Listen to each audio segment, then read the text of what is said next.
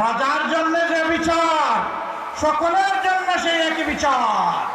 একজন সাধারণ মানুষ অপরাধ করলে বিচার হবে যেটা, শাস্তি হবে যা।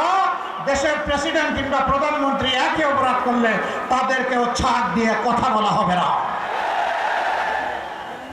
সেই বিচার আমরা বাংলাদেশে কায়েম করতে চাই। এই বিচার মুসলমান, হিন্দু, বৌদ্ধ, খ্রিস্টান, সাঁওতাল যারা আছে, নৃতাত্ত্বিক জাতিগোষ্ঠীর সকলের জন্য। এই বাংলার আসমানের ছাদের নিচে আর জমিনের উপরে যারাই বসবাস করে, বিচার ইনশাআল্লাহ তাদের জন্য সমান কায়েম করা হবে।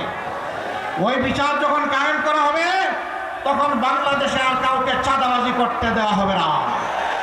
চাঁদাবাজির রাস্তা বন্ধ হয়ে যাবে।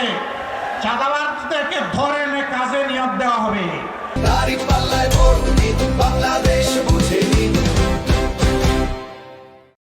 তারাও সেদিন কাজ করে দেশ গড়ার কাজে অংশগ্রহণ করবে ইনশাআল্লাহ।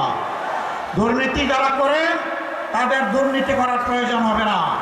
এখন দুইটা কারণে মানুষ দুর্নীতি করে, একটা হলো লোভ আর একটা হলো বাধ্য হয়ে। লোভ তো আমরা সবাই বুঝি, বাধ্য হয়ে কেন দুর্নীতি করবে? অবশ্যই আমার সামনে এখানে আধা সামরিক বাহিনীর লোকেরা আছেন, র্যাব আছে, পুলিশ আছে, আনসার আছে,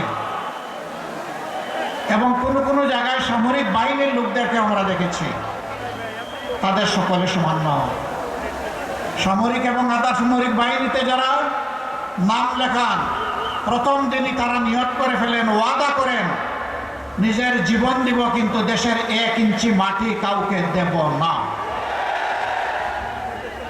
একমাত্র সার্ভিস যেখানে জীবন দেওয়ার শপথ নিয়ে যাত্রা শুরু, তাদের সুবিধা, তাদের বেতন আর আমাদের বেতনের সুবিধা এক হওয়ার প্রশ্নই উঠে না।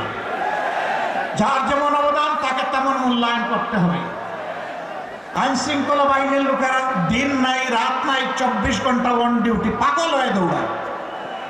সেই লোকদেরকে যদি 8 ঘন্টা ডিউটি করা লোকদের সমান বেতন দেওয়া হয়, এটা কি ইনসাফ হবে? চরম বেইনসাফি হবে। এবং সেটাই বাংলাদেশে চলে আসে। আমি অল্প কিছু পেশার কথা বললাম, প্রায় সকল পেশায় এই ধরনের ভারসাম্যহীনতা। আমরা সেই ডিসপ্যারিটি বা বৈষম্য আমরা দূর করতে চাই।